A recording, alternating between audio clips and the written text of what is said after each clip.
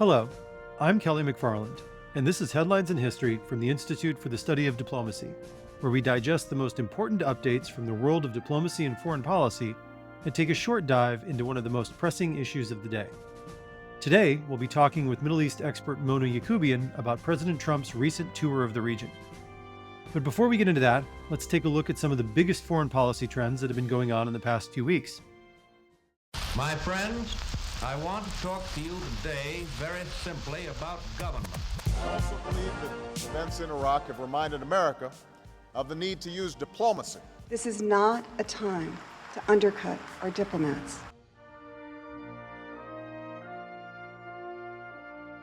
Tristen, how are things in sunny, not so sunny England, weather-wise? I think last time you and I spoke, I was basking in the glory of the sun, and it's gone.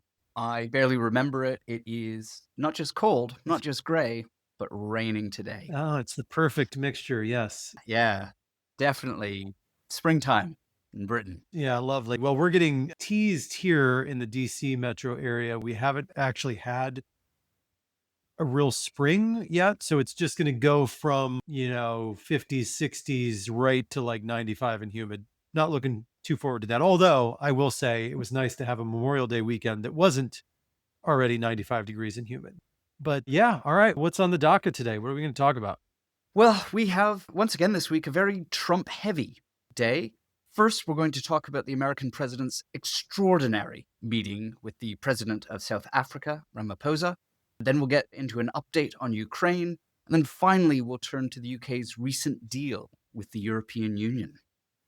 All right, well, let's get into it then. You mentioned the Ramaphosa Oval Office visit. So the Oval Office, not the greatest place to find yourself these days if you're a visiting head of state, unless, you've got a letter from like a monarch inviting you to the country. That seems to go over pretty well. But, if you're Vladimir Zelensky or if you're Cardi even to some extent, and especially if you're a Ramaphosa now, it's not the best place to find yourself. So Ramaphosa was here last week, which would have been like May 20th timeframe, May 21st timeframe for a visit. And he was in the Oval Office and, he's trying to get down the tariffs on South Africa. He's trying to create a better situation with the US than has been in the past few years. If you guys, if we recall, the South Africans have been sort of out in front leading these calls for genocide against Israel in their war in the Gaza Strip. And South Africa has also not necessarily called out Russia for the war in Ukraine. So things that weren't really going over well in Washington. But things have changed with the advent of the Trump administration, but not for the better. So what happened last week? Certainly not for the better. Something that's always on my mind when I think about my students is what might be a good research project? What could you hang a PhD dissertation on? And I think without question, a few years down the line, there's more than a few PhD dissertations to be held on the Oval Office visits during the second Trump administration. Look, what we had was another ambush. And what I think is interesting about this one is that if I recall you and I speaking some weeks ago when Zelensky was ambushed in the Oval Office, I think you and I were on the same page that Trump wasn't in on it. It was Vance's move. And what we had here was Ramaphosa and his team coming into the Oval Office, and the Trump administration key figures are there. Of course, the American president, Donald Trump, the vice president, J.D. Vance, the Secretary of Defense, Pete Hegseth, and company are all there on the sofas. And the American president is doing this practice that he has begun of basically holding a press gaggle in the Oval Office. And look, there are certain things that we know are absolutely the case with Donald Trump. And one of them is that this is somebody who understands television. And I think the prism through which we need to analyze these meetings or ambushes is through the prism of a culture critic studying reality TV. And so what we had here was about 15 minutes in, a reporter asks what it would take for Donald Trump to stop claiming that there's a white genocide in South Africa. Now, the South African president gave a very measured and very diplomatic response, suggesting that Donald Trump speak to South Africans himself. I think that's a key point in this too, because he was much different than Zelensky, but he still got crushed. Clearly, Ramaphosa had studied the brief, took on the advice that he almost certainly got, which is do not engage, do not get confrontational. You cannot possibly win that.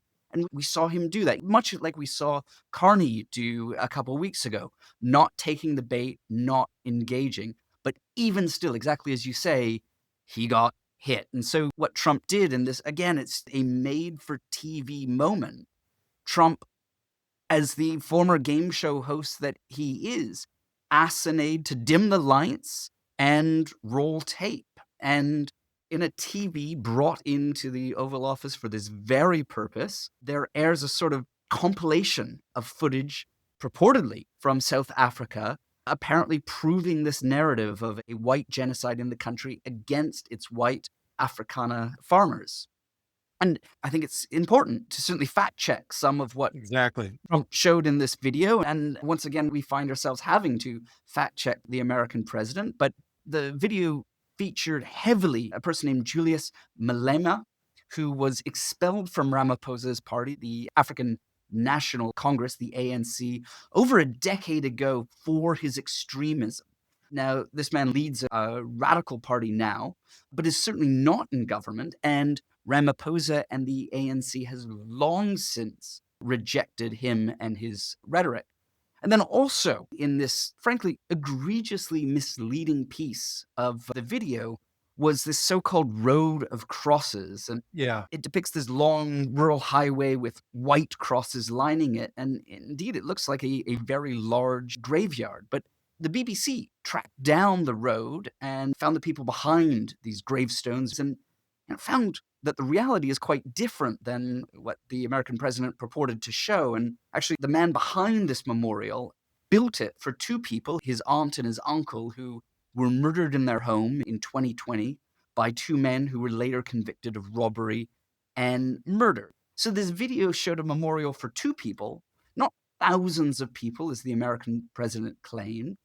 And this really brings me to the overall arching and profoundly false narrative that Trump and the insiders of MAGAism have become absolutely obsessed with. And it's this quite strange and particular idea that white farmers in South Africa are the target of systematic violence and a campaign to remove them from their lands.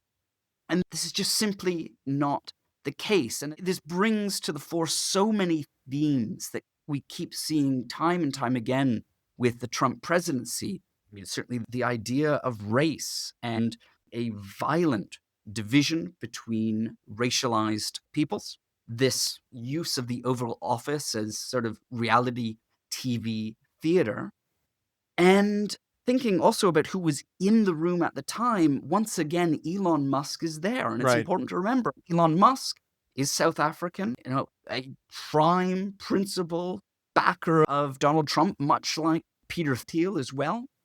And they are very, very cozy, I think is perhaps the closest neutral term that I can get, to furthering a vicious strand of alt-right narrative that strays into white nationalism and white supremacy with a particular focus on South Africa. Just in this one meeting and this one moment, there is so much of what is becoming the second Trump presidency on full and, dare I say, quite astounding display.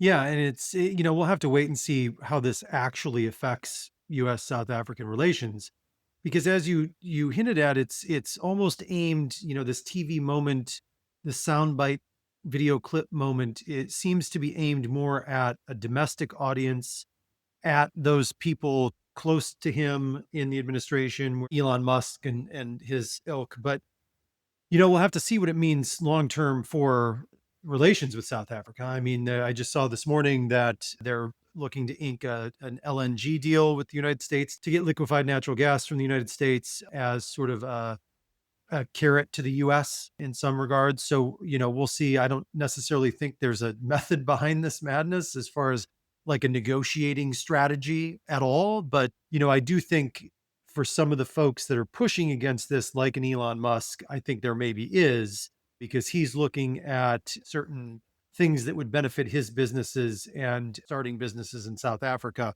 Whether or not he's trying to gain leverage through these false narratives remains to be seen. But yeah, something we're gonna have to keep our eye on. And I'm looking forward to seeing who the next visitor to the Oval Office is. And I don't wish that on my worst enemy at this point.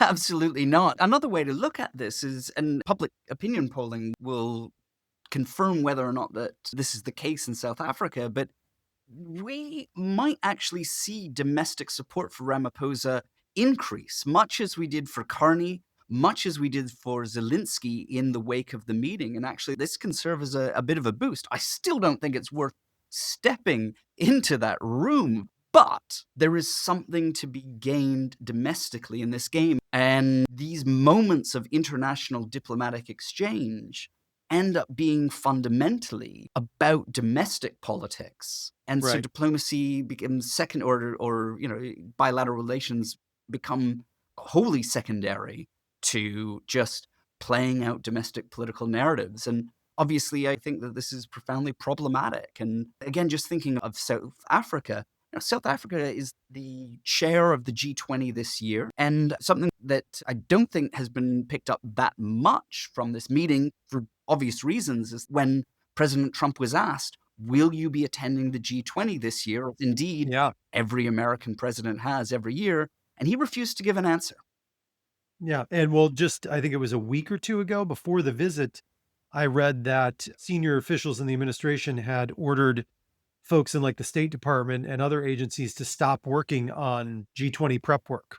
So, That's I right. mean, this is, Right. it's a big deal if the United States doesn't go to these things. Absolutely. And again, a key theme of the second Trump presidency is on full display here. And this is one that carries over from his first term in office, this retreat from multilateralism, and indeed the abdication of leadership in global governance. Yeah, and it speaks to this disconnect of, on one hand, the administration saying that the biggest threat to the United States is China.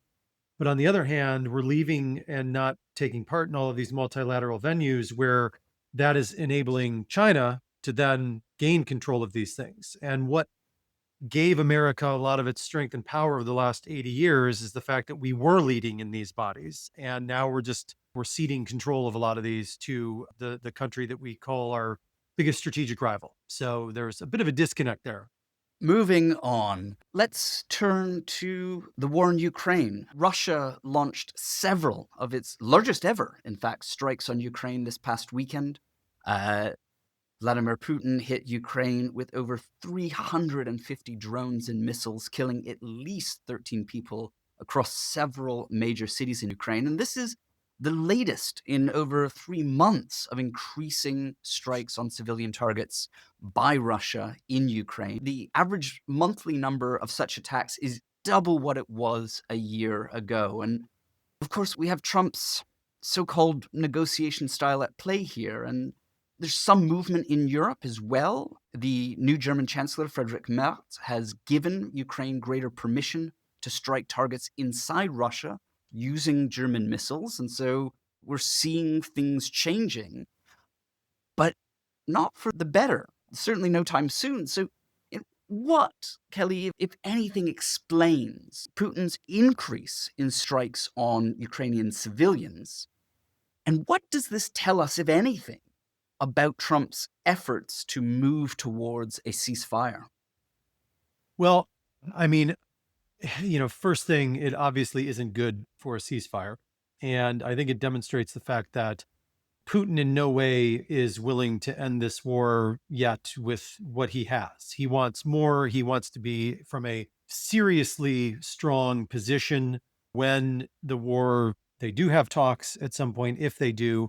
And they're not there yet, obviously, either side. And the Ukrainians aren't willing to give up what Russia is asking for at a starting point with, Russia still wants a more pro-Russian government in Kyiv, which it doesn't have, obviously, and isn't going to happen anytime soon.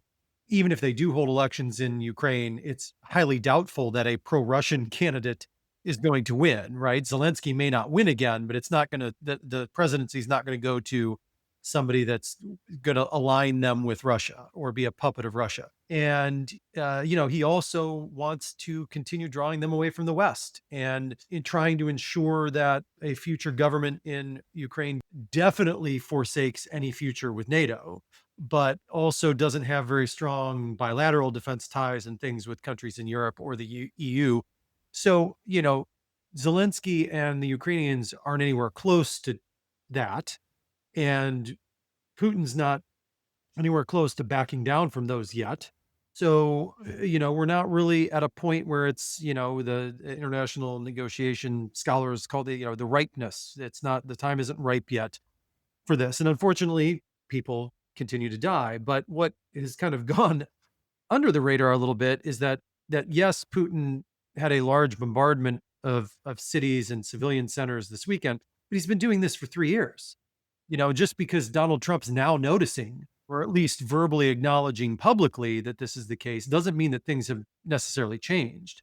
I do think it's a good signal that, and Mertz actually said that the Germans, the Brits, and the US had released, range limits on where they could fire into Russia. So that's a new thing that's happened and has given more leeway to the Ukrainians to pick targets and to fire into Russia. So that's a pretty fairly major change. I mean, if you think back 2 years ago, like, with what the Biden administration was doing with limits on what kind of arms we were giving, complete no go on firing into Russian territory and things like that of that nature. And now it's fair game on anything. It sounds like at this point. So anything that you can reach, depending it's on the range of the weapon at this point. So that's a big difference.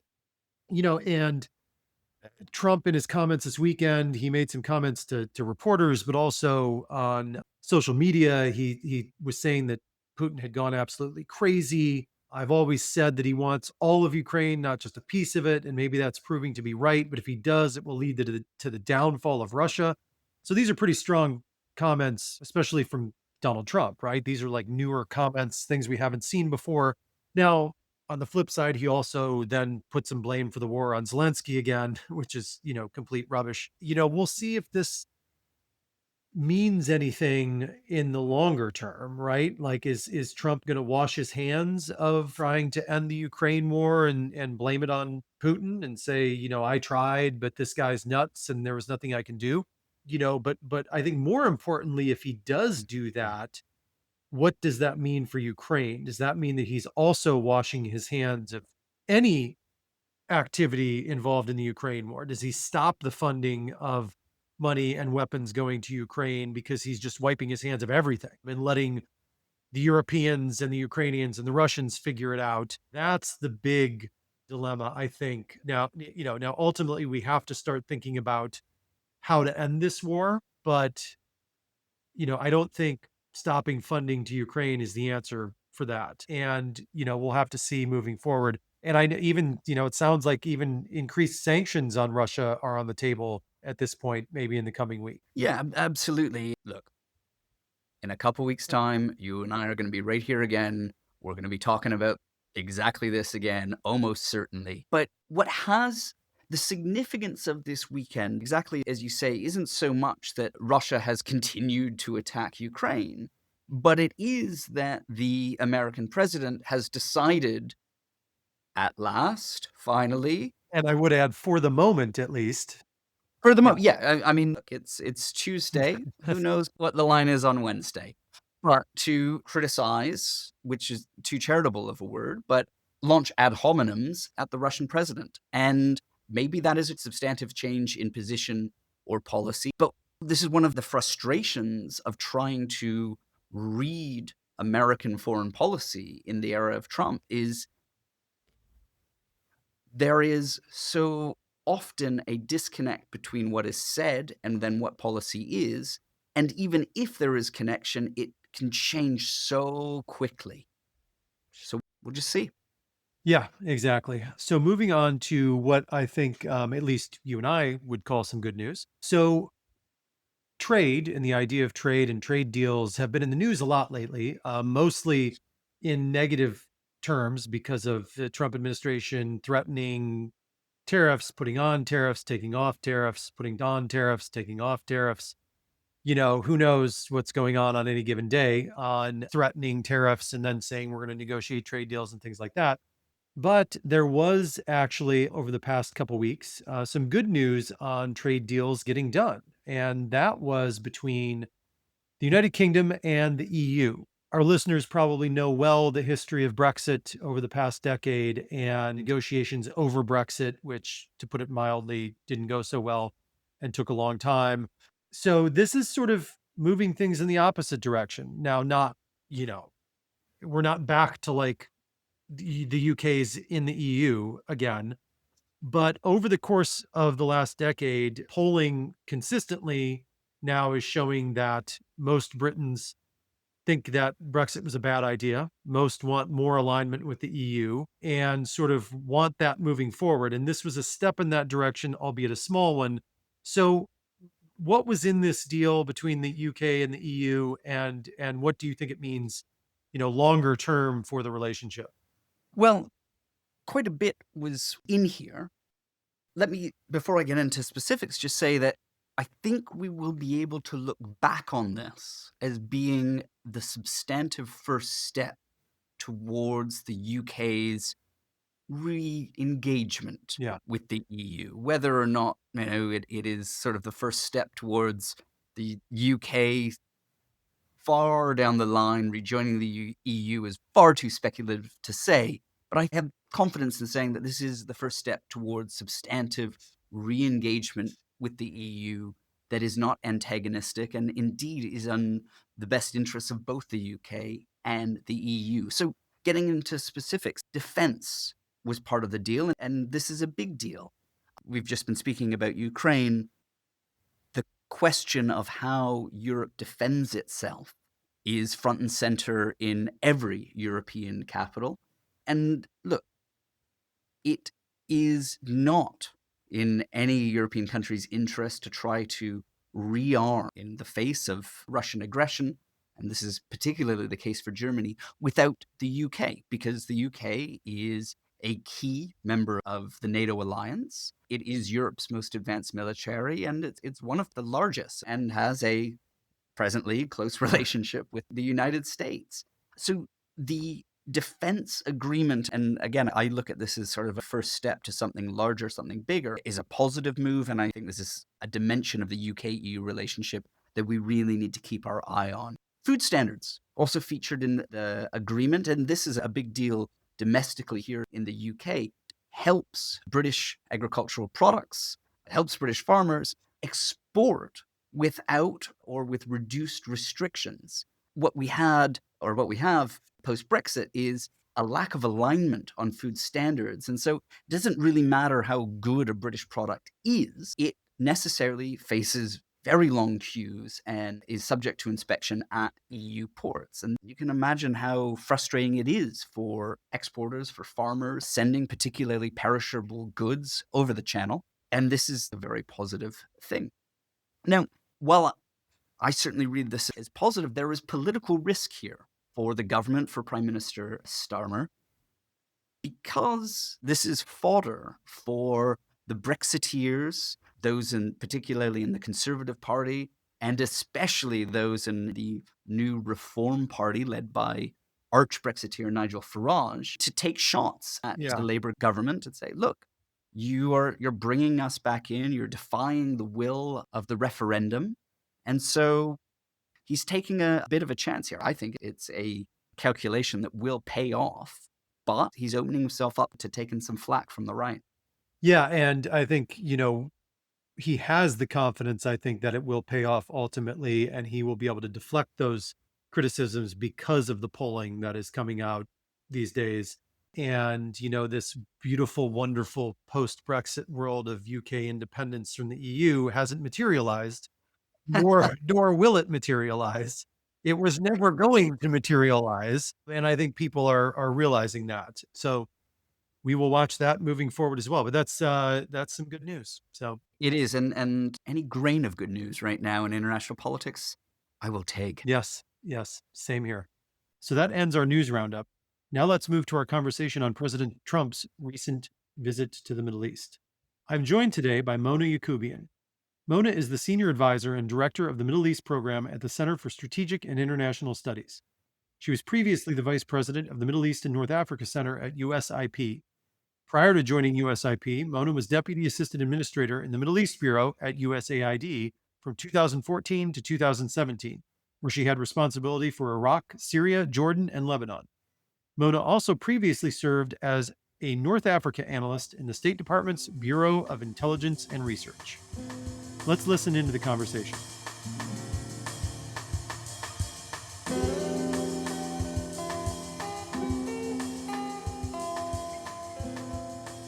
All right, folks, welcome back to History and Headlines. And I'm excited to be joined once again by Mona Yacoubian.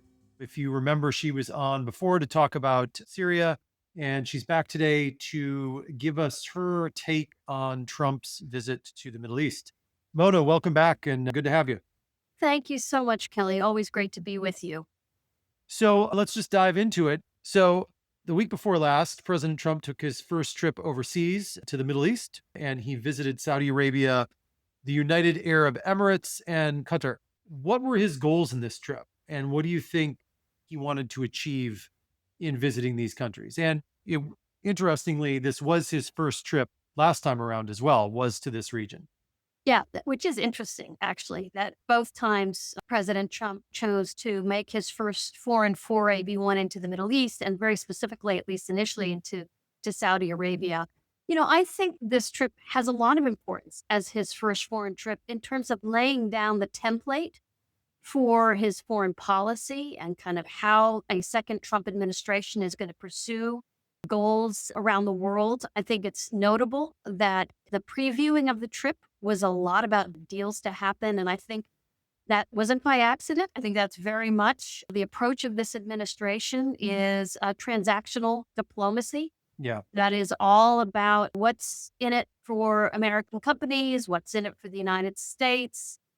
We saw very little, frankly, strategic framing, which does distinguish it actually from his first foreign trip of the first Trump administration, which was very much about defeating Islamic extremism. You might recall at that time, ISIS was still very much in play, and the administration was picking up the campaign to defeat ISIS from the previous Obama administration. So I think this time around, it really is about setting a new template for how this administration is going to pursue its foreign policy goals in the next 3-4 years. And I think it's very much about, again, big headline grabbing deals. Yeah. So you mentioned the deals, and they were in the news a lot. What are some of those? Every country he went to, there was some discussion of a deal or deals. And there was, obviously we all heard about the plane. What were some of these deals? And, a lot of times these deals are announced and it's like this ridiculous number, but people say it just to make it sound good and placate Trump or this, but like none of that money or those deals really materialize. So where do these kind of fall along that spectrum? Yeah. So, the number that was touted at the end of the trip was $2 trillion total in deals and investment across these three countries. That number seems pretty high and aspirational.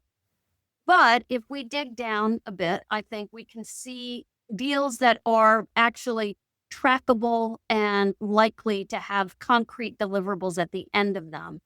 I think in particular in the aviation sector. So for example, there was a deal announced between Boeing and Qatar Airways. I think similarly, and I think that one was for like 200 plus jets. I think similar kind of deal between Boeing and the Emiratis. We also saw a Saudi defense deal for some defense related equipment and parts and so forth for 140 plus billion. Those all seem concrete and measurable, Also of interest, I would note, is deals in the AI sector. Again, some seeming more aspirational, but we've already seen, for example, in the wake of President Trump's trip, an announcement by Sam Altman, who leads OpenAI, of a deal to build a huge data center in the Emirates. And that was linked directly to the president's trip. So definitely some things that are measurable. Others, though, so for example, the number that had been touted even before the president left of $600 billion of Saudi investment in the United States, those numbers I think are more aspirational and much, much harder to track. Yeah, and I think to your point too on the seriousness to some of this stuff on the US side as well is we saw after the trip the announcement of easing of restrictions of some of the chips that are needed for AI technology to places like the UAE. So that's a big deal. They're Yeah, getting those restrictions off. There's a lot of people that are saying that's a bad move because of the potential correct. for places like China to get this technology. But yeah, Yes. Yeah, and you took the words out of my mouth. I was actually oh, going to sorry. note that because there are some strategic elements and or strategic peril to some of what has been negotiated. And I think it's very much in the AI sector in particular, fear that the administration, by sort of hitching its wagon in a sense to this UAE train, has all kinds of potential issues assigned to it. I mean, the questions about, for example, how many of these highly specialized chips for AI are going to be sold to the UAE? That was certainly something that the Biden administration sought to limit, and bigger concerns about the extent to which, in putting a lot of money and resources in the AI sector in places like the UAE, which has good relations with China, does this indeed expose the US and expose this strategic sector to the potential for Chinese stealing of very, very sensitive intellectual property? Yeah, and I think we've seen a seriousness on the part of the Emiratis on pursuing the AI sector and the tech sector. So I think it's, in part probably a decision on the part of the administration on, we'd rather see them partner with us than the Chinese. And, seemingly the Trump administration and Trump works well with the Emiratis and the Saudis and those. So, seems to make sense on that end. You mentioned the fact that his first visit there in his first administration, a lot of that was tied to counterterrorism and the fight against ISIS.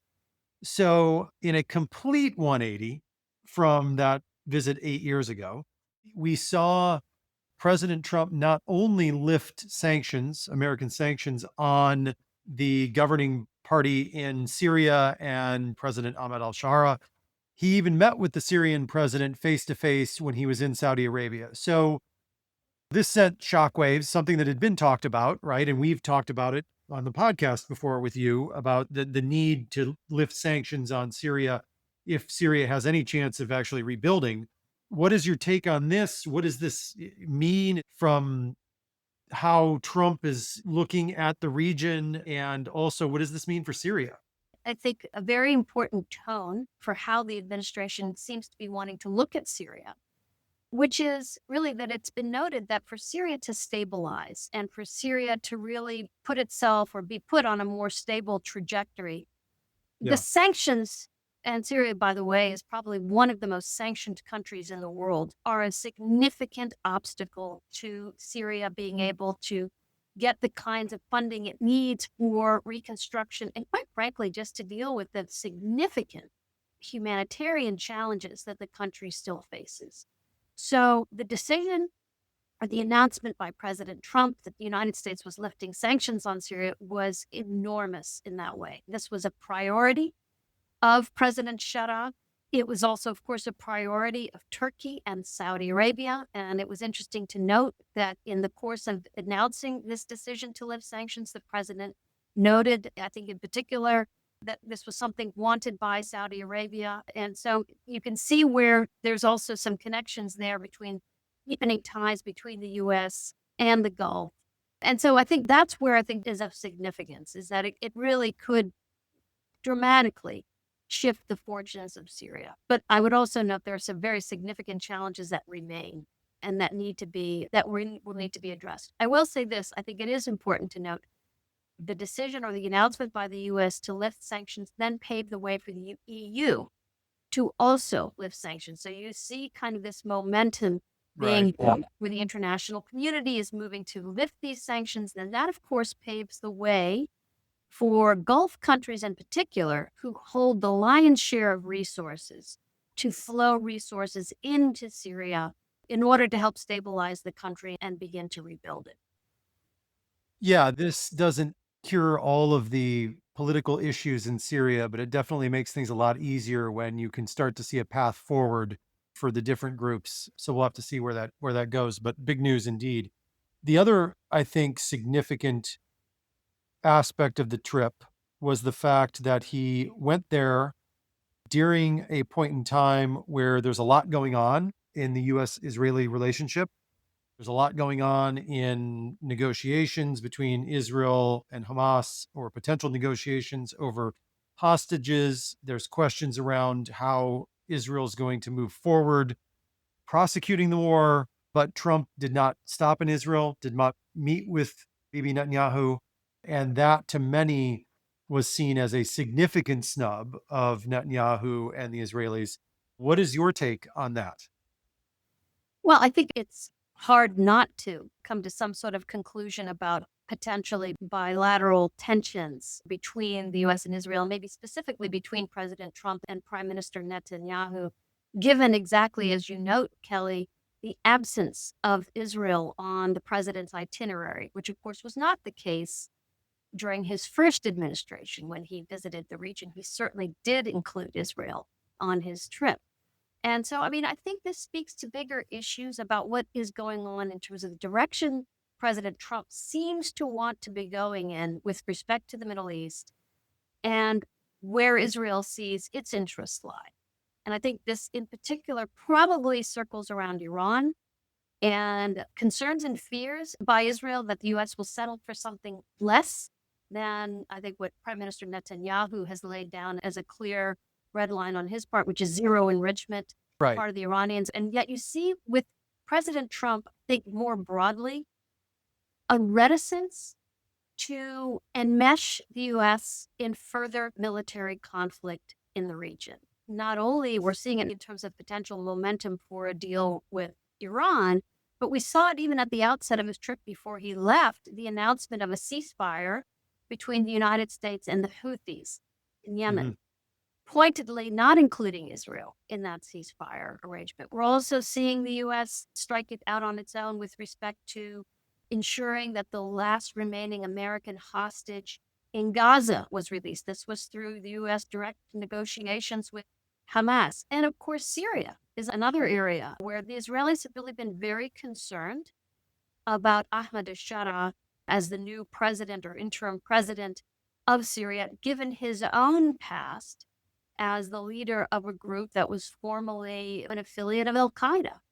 And so I think from Jerusalem's perspective, having a former jihadist in power in Damascus was cause for real concern. It was, I understand it, that the Israelis voiced their concern about not wanting to have sanctions lifted precipitously in Syria, and still the president went ahead with that decision. So I think we're seeing several points of tension, I guess is what I'm saying, in the bilateral relationship, and one where it appears that President Trump seems to be, at least for now, things could quickly change, determined to sort of put the U.S. on more of a path toward de-escalation in the Middle East, deepening cooperation with Gulf allies, and in some ways we're seeing where Israel's priorities and interests may be subsumed to these other imperatives.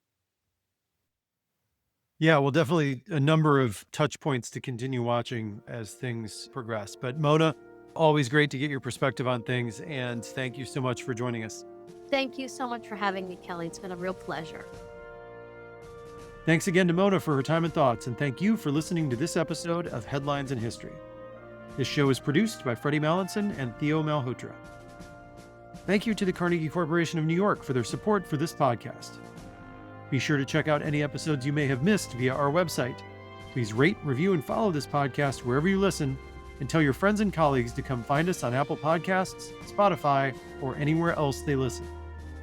Follow us on Twitter @GUDiplomacy and visit our website, isd.georgetown.edu, to learn more about our work. I'm Kelly McFarland. Until we meet again.